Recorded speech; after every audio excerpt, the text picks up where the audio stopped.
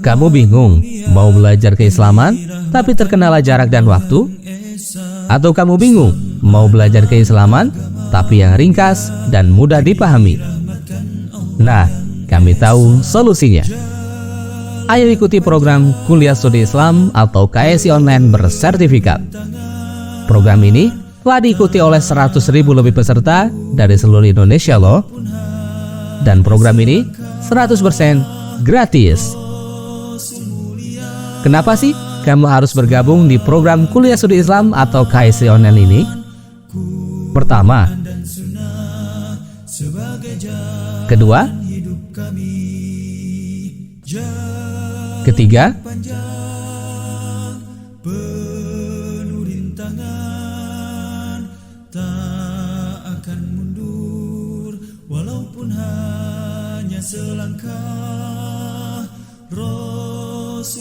keempat,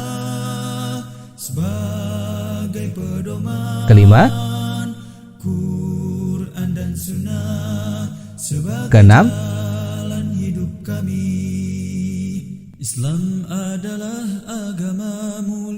dan seluruh program ini gratis. Daftar sekarang juga dengan ketik KSI, tanda pagar nama lengkap, tanda pagar kota, dan kirim melalui nomor WhatsApp berikut ini.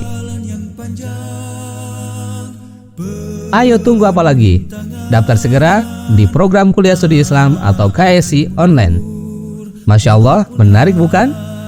Bagi kamu yang ingin belajar keislaman tapi terkendala jarak dan waktu, dan yang ingin belajar keislaman tapi yang ringkas dan mudah dipahami, Kuliah Studi Islam atau KSI Online solusinya.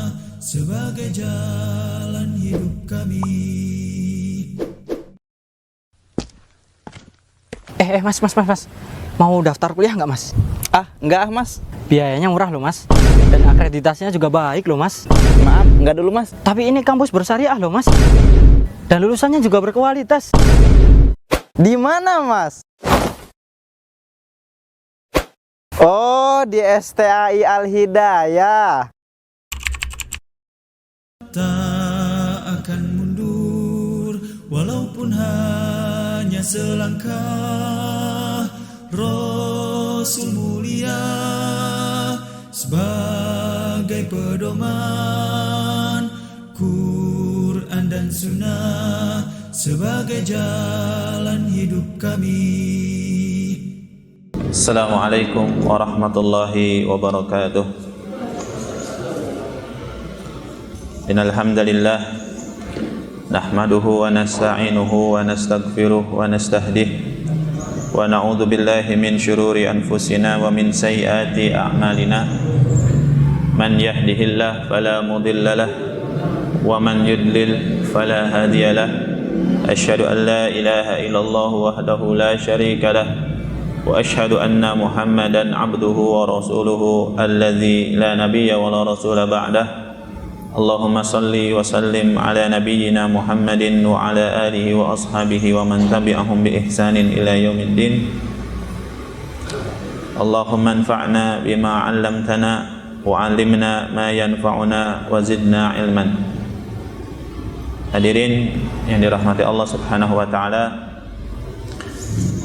insyaallah pada kesempatan kali ini kita akan membahas masih berkaitan dengan salat, yaitu tentang memaknai surat Al-Fatihah. Karena salah satu tuntutan dalam mengerjakan ibadah salat itu adalah khusyuk. Dan seseorang tidak mungkin bisa khusyuk, tidak mungkin sampai hari kiamat pun tidak akan bisa melaksanakan salat dengan khusyuk, kecuali di antara tahapannya adalah dia bisa memaknai apa yang dia ucapkan, khususnya kita sebagai orang Indonesia, karena bacaan di dalam sholat semuanya full bahasa Arab. Diawali dengan memaknainya. Setelah memaknai ada pendalaman ataupun tadabbur. Maka inilah salah satu upaya agar kita bisa meningkatkan kualitas sholat kita, sehingga kita dikatakan oleh Allah Subhanahu wa taala sebagai orang-orang yang beruntung ataupun sukses, yaitu ketika kita melaksanakan salat dengan khusyuk. Minimalnya kata para ulama, khusyuk di dalam ketika membaca bacaan dalam salat itu di dalam surat Al-Fatihah, karena surat Al-Fatihah ini adalah rukun di dalam salat. Kita awali pembahasan ini dengan pembacaan sebuah hadis qudsi di mana Allah Subhanahu wa taala menceritakan atau mengabarkan kepada kita tentang surat Al-Fatihah ini begitu spesial. Ya. Hadis sahih riwayat Muslim, juga diriwayatkan oleh Imam An-Nasa'i dan Ibnu Majah dari jalur Abu Hurairah. Dia mendengar Rasulullah sallallahu alaihi wasallam bersabda. Qala Allah Ta'ala, Rasulullah bersabda, Allah Subhanahu wa taala berfirman, qasamtu sholata baini wa baina abdi nisfain. Saya, kata Allah Subhanahu wa taala, membagi salat. Salat ini nama lain dari surat Al-Fatihah. Nama surat Al-Fatihah banyak ya. Di antaranya adalah salat namanya. Saya membagi, kata Allah, Al-Fatihah ini dua, ya, dua bagian. Ya. Wali abdi baini wa baina abdi nisfain. Wali abdi masal, dan bagi hambaku apa yang dia minta.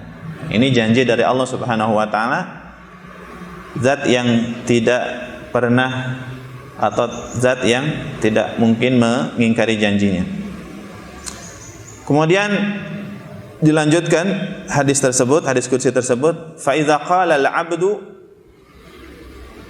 ketika hamba mengucapkan alhamdulillahi rabbil alamin, kalimat alhamdulillahi rabbil alamin,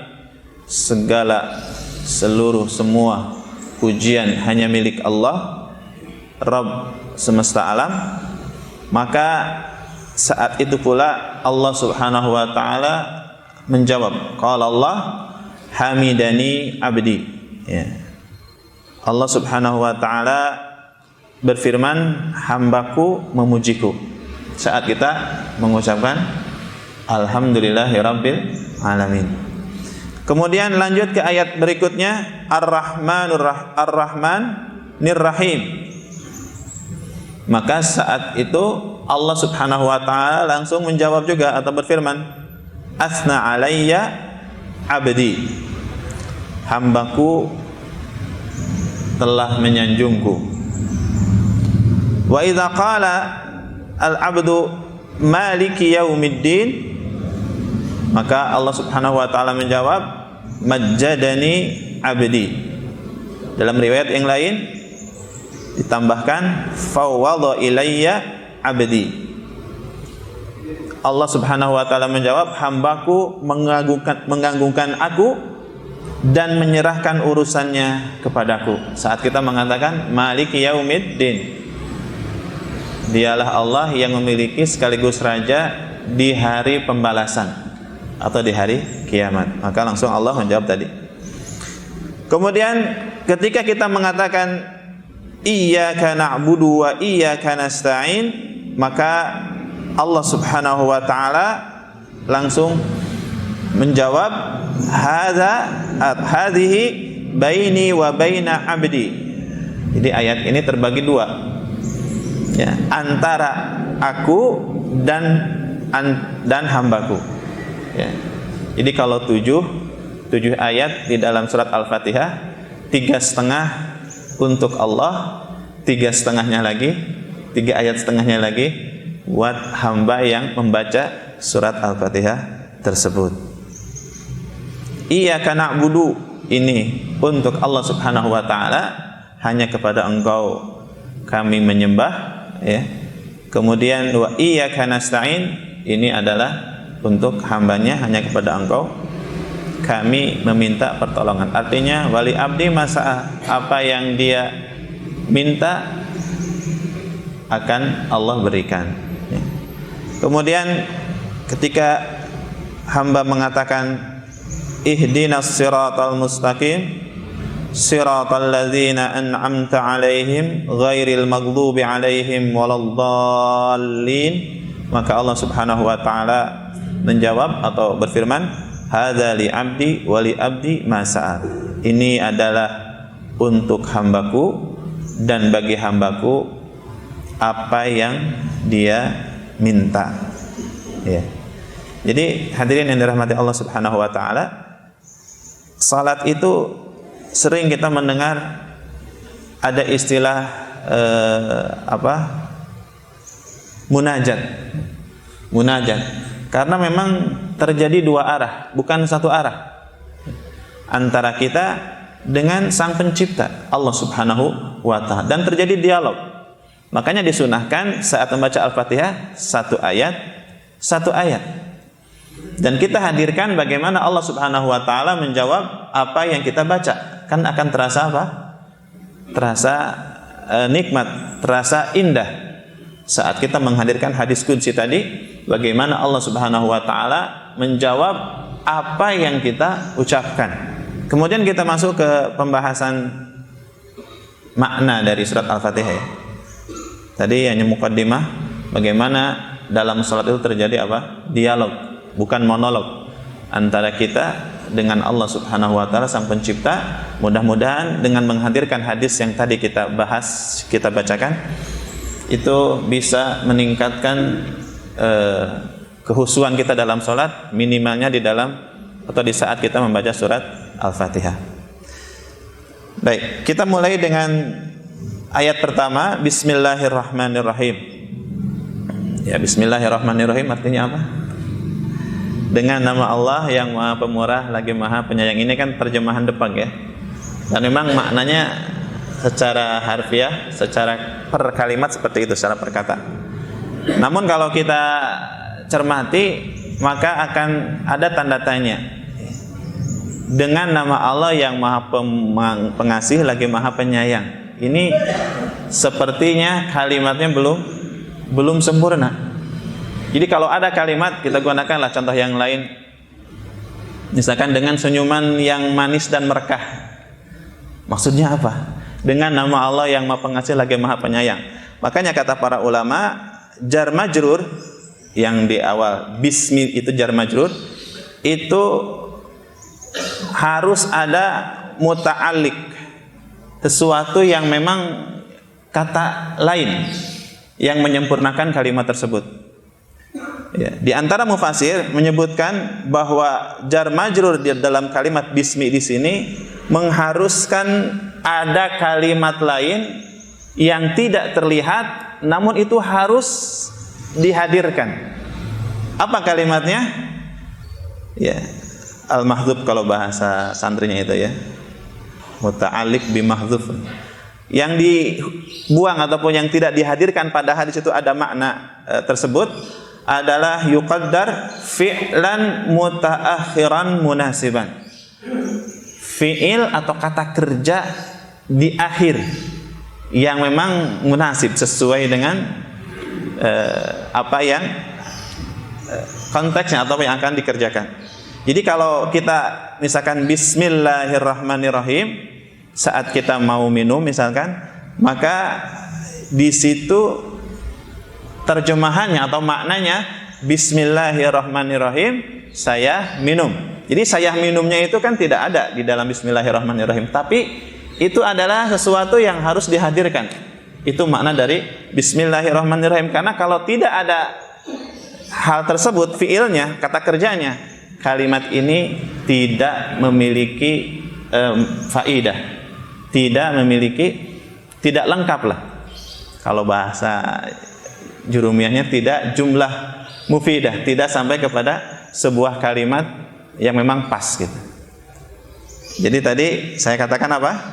Harus ada kalimat kata kerja yang di akhir ya. Ini menurut sebagian pendapat ahli tafsir. Kenapa harus di akhir? Karena ada dua faidah ya. Faidah yang pertama, tabarruk bitakdimi ismillahi azza wajal. Kita mengakhirkan kata kerja sebagai tadi yang dibuang itu, yang tidak dihadirkan itu, dan mengawali dengan bismillah itu adalah sebagai bentuk tabarruk, meminta keberkahan. Jadi kalau saya mau pakai sepatu, saya mengatakan bismillahirrahmanirrahim, saya pakai sepatu. Ya. Itu saya sedang meminta keberkahan nama Allah Subhanahu wa taala yang Maha Pengasih lagi Maha Penyayang. Ya. Yang kedua, kenapa diakhirkan fiilnya ini? Karena tujuannya untuk hasr. Hasr itu pembatasan. Fokus hanya kepada Allah. Jadi ketika tadi saya kasih contoh, misalkan saya minum bismillahirrahmanirrahim, artinya dengan menyebut nama Allah yang Maha Pengasih lagi Maha Penyayang, saya minum. Itu maknanya saya tidak minum dengan nama satu pun, ya, untuk meminta keberkahan dan meminta pertolongan kecuali dengan nama Allah Subhanahu wa taala. Artinya, mungkin singkatnya, saya minum ini meminta keberkahan dan meminta pertolongan kepada Allah Subhanahu wa taala. Sehingga saat minum, insya Allah airnya akan menjadi berkah, masuk ke dalam tubuh menjadi energi, ya, dan memberikan manfaat yang lainnya. Begitupun untuk amalan-amalan yang lain. Ngaji, terlebih dalam ibadah. Kita meminta keberkahan dengan nama Allah dan pertolongan, sekaligus pertolongan kepada Allah agar ibadah saya bisa tuntas, bisa baik, bisa diterima oleh Allah Subhanahu wa taala. Bismi, ya itu. Kemudian Allah. Apa itu Allah? Allah adalah nama Tuhan kita. Nama Tuhan kita kan banyak. Ada berapa? Tidak ada yang mengetahuinya, banyak sekali. Ya, barang siapa yang bisa menghafal, kemudian mentatbikan, mengaplikasikan dari 99 nama yang disebut dengan Asmaul Husna, maka dia dijamin masuk surga. Tapi tidak terbatasnya 99 saja, banyak sekali. Nah, nama Tuhan kita yang utama dan mencakup seluruh nama-nama yang lain itu adalah Allah. Makanya ketika Rasulullah ditanya oleh seorang Yahudi ataupun orang-orang musyrik ketika asbabun nuzul surat Al-Ikhlas, sif lana rabbak, tolong kasih kepada kami karakter ataupun sifat Rabb kamu, Tuhan kamu itu bagaimana? Maka yang pertama kali Rasulullah jawab, sebagaimana itu wahyu dari Allah yang Allah turunkan kepada Rasulullah, apa? Kul, katakan wahai Muhammad, huwa, dia itu atau Rabb itu yang ditanyakan tadi namanya adalah Allah. Kul huwa Allahu ahad. Jadi nama Allah ini adalah nama utama dari nama Tuhan kita. Dan nama Allah ini saat kita sebut, maka subhanallah akan memberikan keberkahan kepada siapapun yang menyebutnya. Ya, bahkan ini dijadikan sebagai zikir pagi dan petang yang kita semuanya sudah hafal. Apa?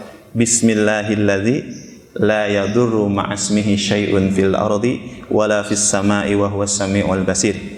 Bismi, dengan menyebut Allah, bismillah, alladzi la yadurru, yang tidak ada satupun bisa memberikan madarat, ya, kerusakan, ya, mafsadat, ma'asmihi, bersama dengan namanya, satupun tidak ada yang bisa, ya.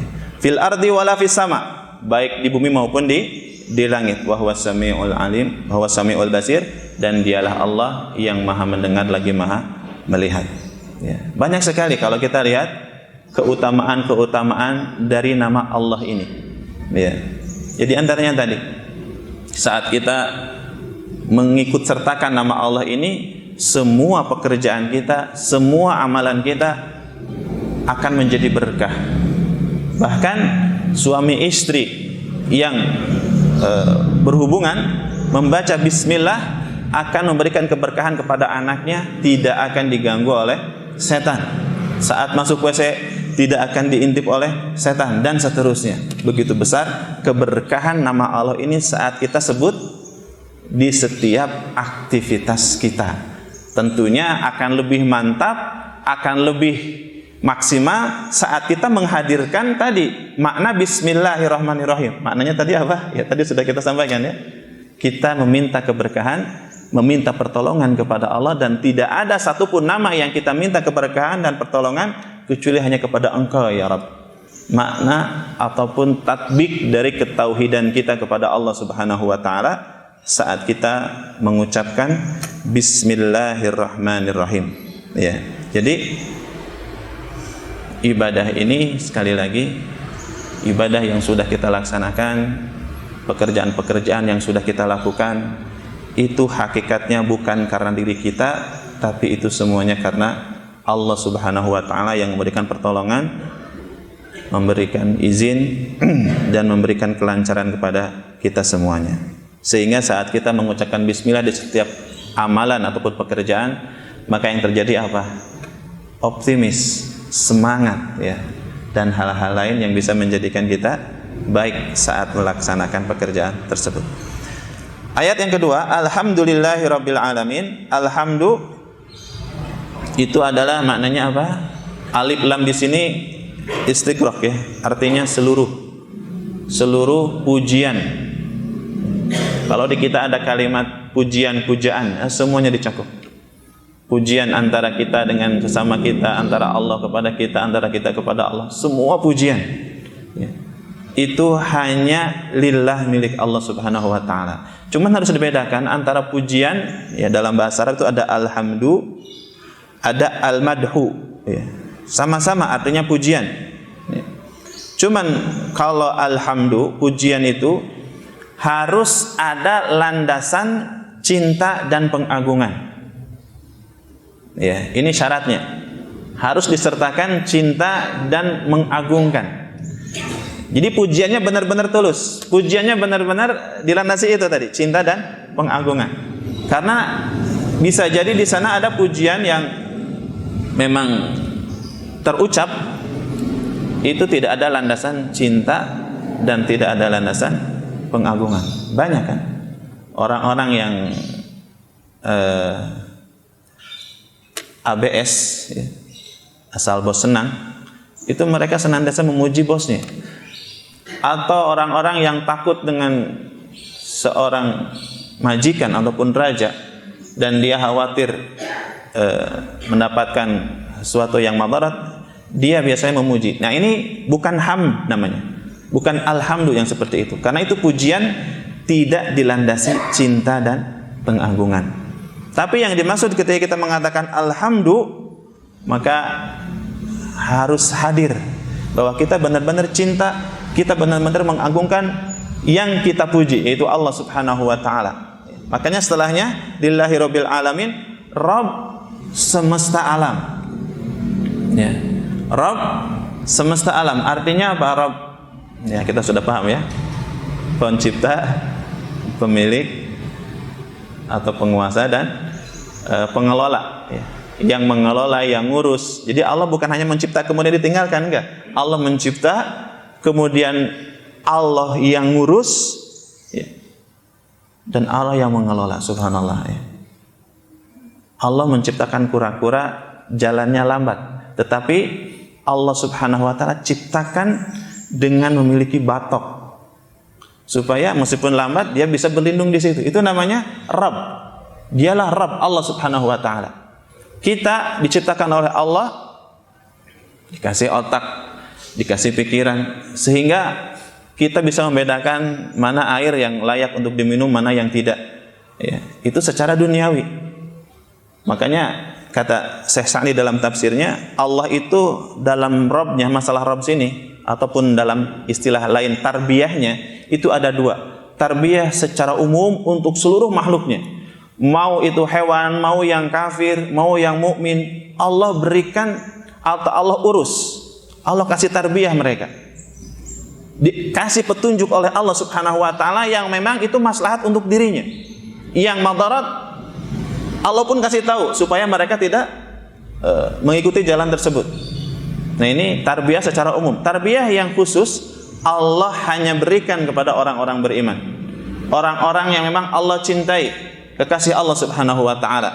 Dikasih musibah tetapi Allah berikan kesabaran kepada orang yang Allah cintai, sehingga dengan musibah tersebut orang tersebut atau wali Allah tersebut dia tawakal, dia sabar, dia beriman kepada takdir Allah Subhanahu wa taala, sehingga menjadikan dia meninggi di sisi Allah Subhanahu wa taala. Itu kurang lebih dari bagaimana makna dari Rabbul Alamin, Rabbil Alamin.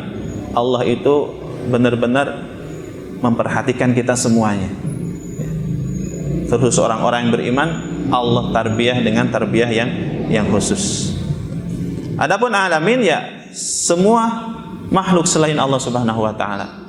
Jin, manusia, malaikat, benda hidup, benda mati, semuanya itu masuk kategori atau masuk cakupannya dari alam. Alam. Nah, hal yang harus kita renungi dari ayat ini adalah memuji Allah Subhanahu wa taala ternyata bukan hanya saat atau dikala kita mendapatkan nikmat saja. Ini diajarkan oleh Rasulullah sallallahu alaihi wasallam. Terkadang kita, ya keumuman manusia itu mengucapkan alhamdulillahirabbil alamin saat gajian, ya tanggal 28, alhamdulillah sudah cair misalkan. Tapi di saat pertengahan bulan enggak mengucapkan alhamdulillah. Padahal Rasulullah sendiri mengajarkan di saat baik, di saat tidak baik, di saat senang, di saat tidak senang, maka itu semua adalah rangkaian dari takdir Allah Subhanahu wa taala yang mana kita wajib untuk mensyukurinya, bersyukur kepada Allah. Jadi Allah itu kita puji dalam semuanya, dalam zatnya, dalam pekerjaannya, dalam sifat-sifatnya. Dan salah satu bentuk pekerjaan Allah Subhanahu wa taala adalah takdir yang telah Allah tetapkan untuk kita semuanya. Makanya Rasulullah mengatakan alhamdulillah ala kulli halin. Segala puji hanya milik Allah di setiap kondisi, di setiap situasi dan kondisi. Karena ternyata banyak sekali bisa jadi banyak hikmah-hikmah yang kadang kita tidak tahu. Saat sakit, hikmahnya apa? Ya, dosa-dosa kita dihapus oleh Allah Subhanahu wa taala. Berarti ini kan baik. Makanya kita mengatakan alhamdulillah ya Allah, saya sakit. Alhamdulillah ya Allah, dipotong kafalah misalkan ya. Alhamdulillahirabbil alamin. Alhamdulillah ala kulli halin. Kemudian Ar-Rahmanir Rahim, ayat yang ketiga. Ar-Rahman artinya Allah Maha Pengasih, rahmatnya luas, meliputi seluruh makhluk, seluruh alam tadi. Sedangkan Ar-Rahim maknanya adalah, salah satu maknanya adalah rahmat Allah yang Allah berikan, Allah sampaikan khusus hanya kepada orang-orang yang beriman, khususnya lagi kelak di akhirat. Di mana? Di surganya. Ya. Orang-orang beriman bisa menikmati ibadahnya, bisa menikmati tadi sholatnya, bisa menikmati keimanan yang ada di dalam dadanya. Ini tidak dimiliki oleh orang-orang secara umum keseluruhan, hanya orang-orang beriman saja. Inilah yang disebut dengan Ar-Rahim, khusus. Allah menyampaikan rahmatnya khusus kepada orang-orang tertentu, dan kelak di akhirat bagi orang-orang yang masuk ke dalam surganya lah Allah berikan rahmatnya. Baik. Maliki yaumiddin. Maliki yaumiddin maknanya pemilik sekaligus raja, ya. Yaum hari, ad-din artinya pembalasan atau pertanggungjawaban, hari pembalasan atau hari pertanggungjawaban. Jadi kalau ditanya kok Maliki Yaumiddin, Allah kan Allah juga Maliki Yaumil An misalkan ya. Hari sekarang juga. Hari atau di dunia maupun di akhirat Allah itu pemilik dan raja, betul. Namun kesadaran semua makhluk ataupun manusia secara khususnya kesadaran, ya. Dan mereka benar-benar tunduk, ya. Secara totalitas itu terjadinya kapan? Kelak di akhirat. Di dunia masih ada sebagaimana Fir'aun, anna rabbukumul a'la, saya Rabb kalian yang paling tinggi. Masih banyak orang-orang yang sombong, jangankan orang-orang kafir, orang-orang ateis, orang muslim sendiri banyak yang merasa sombong ujub. Tapi kelak di akhirat ketika Allah Subhanahu wa taala bertanya, limanil mulkul yaum, ya, punya siapa atau siapa yang menjadi raja, pemilik hari ini, ya, hari di saat kita semua diminta pertanggungjawaban, maka tidak ada yang bisa menjawab. Semuanya tunduk, semuanya mengakui, semuanya sadar 100% bahwa Allah lah sang raja di raja. Ya. Maka lanjutan dari ayat tersebut, lillahil wahidil qahhar, hanya milik Allah satu-satunya, ya, al-wahid, maha esa, al-qahhar, maha perkasa atau maha memaksa. Ya. Jadi dari ayat ini kita bisa ambil faidah bahwa kita beriman bahwa kelak di akhirat ada hari pembalasan, ada hari pertanggungjawaban, ya, menetapkan hal itu. Sehingga sekarang kita persiapkan, terkhusus saat kita salat. Jadi saat kita salat dan kita membaca Maliki Yaumiddin, harusnya kita tersadar bahwa salat yang sekarang kita laksanakan ini kelak akan ditanya. Bahkan pertama yang akan ditanya dari ibadah-ibadah kita itu adalah masalah salat. Sehingga mudah-mudahan bisa berimbas kepada tadi memperbaiki kualitas salat yang kita laksanakan. Kemudian ayat berikutnya, iyyaka na'budu wa iyyaka nasta'in, hanya kepada kamu kami menyembah dan hanya kepada kamu kami meminta pertolongan. Ya, kata para ulama, ini mengandung dua makna yang luar biasa, dan inilah inti dari surat Al-Fatihah. Mengandung dua makna pemurnian.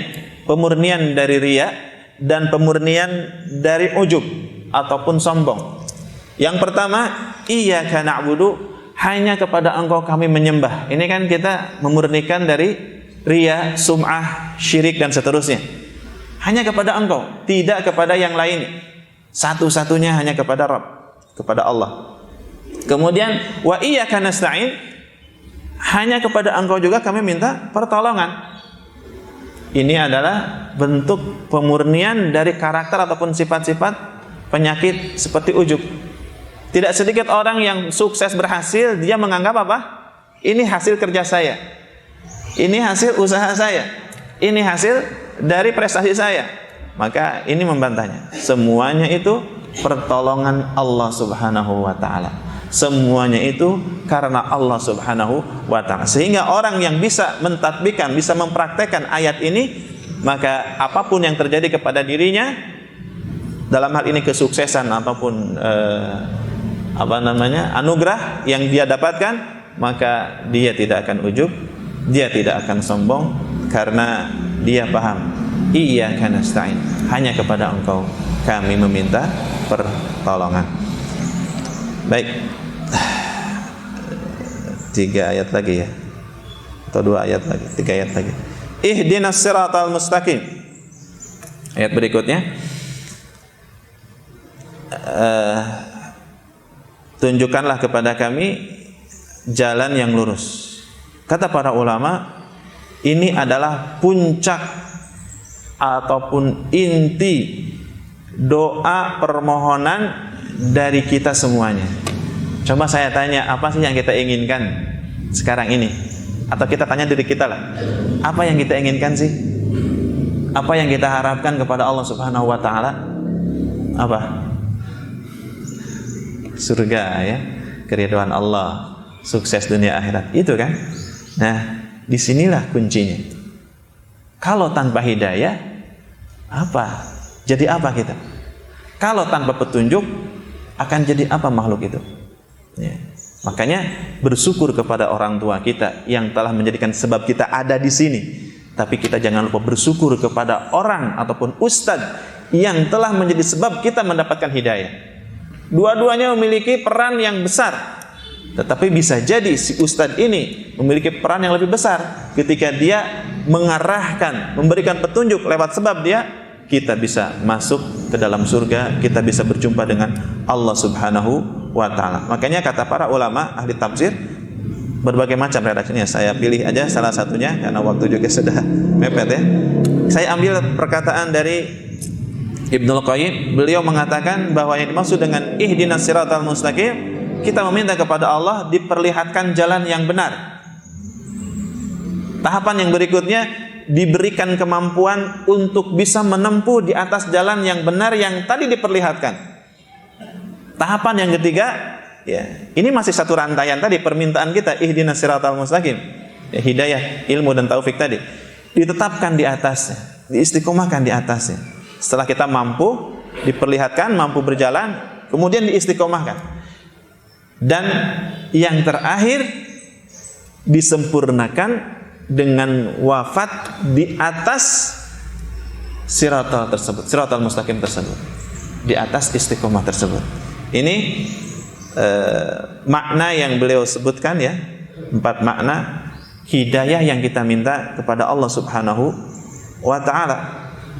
Jadi saat kita membaca ihdinas siratal mustaqim, maka saat itu hadirkan, ya Allah, jangan biarkan aku tersesat, kurang lebih seperti itu.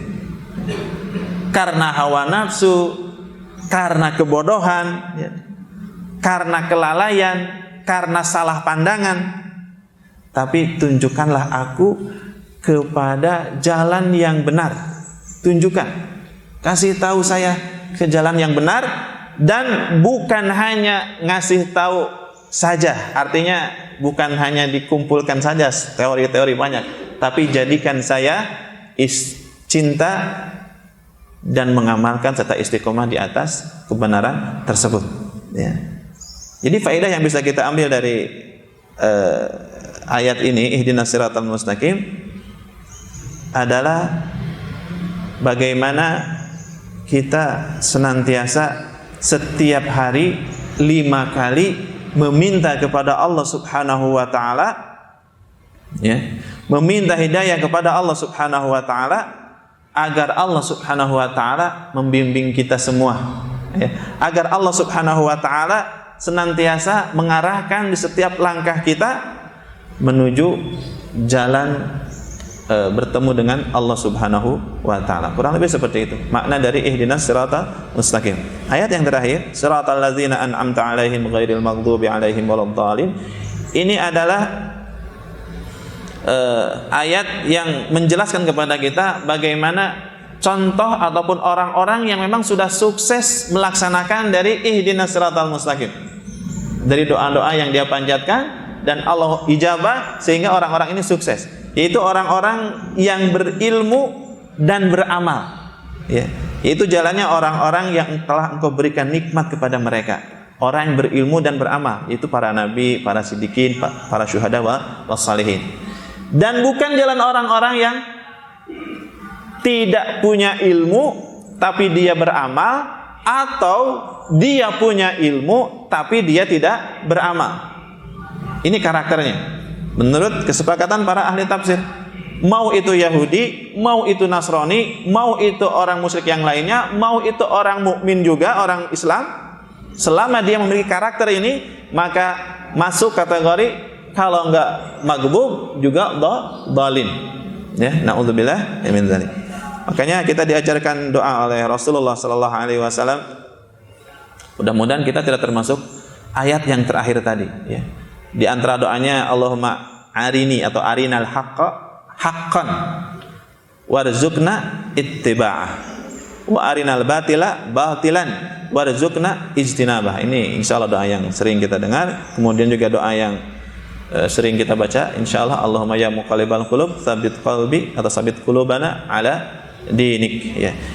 Jadi surat Al-Fatihah itu rangkaian pujian ataupun doa, ya, diawali dengan wasilah kita, tawasul kita kepada Allah dengan memujinya, dengan mengesakannya, kemudian diakhiri setelah waladhdallin, amin, ya Allah, ijabah atau perkenankanlah doa kami. Mudah-mudahan Allah Subhanahu wa ta'ala menjadikan kita orang-orang yang diberikan rahmat, diberikan hidayah, sehingga kita senantiasa bisa terus beramal, istiqomah, dan mati dalam kondisi iman dan Islam. Hadanallahu yakum ajmain. Subhanakallahumma wa bihamdika asyhadu an la ilaha illa anta astaghfiruka wa atubu ilaik. Assalamualaikum warahmatullahi wabarakatuh. Tak akan mundur walaupun hanya selangkah. Rasul mulia sebagai pedoman, Quran dan Sunnah sebagai jalan hidup kami.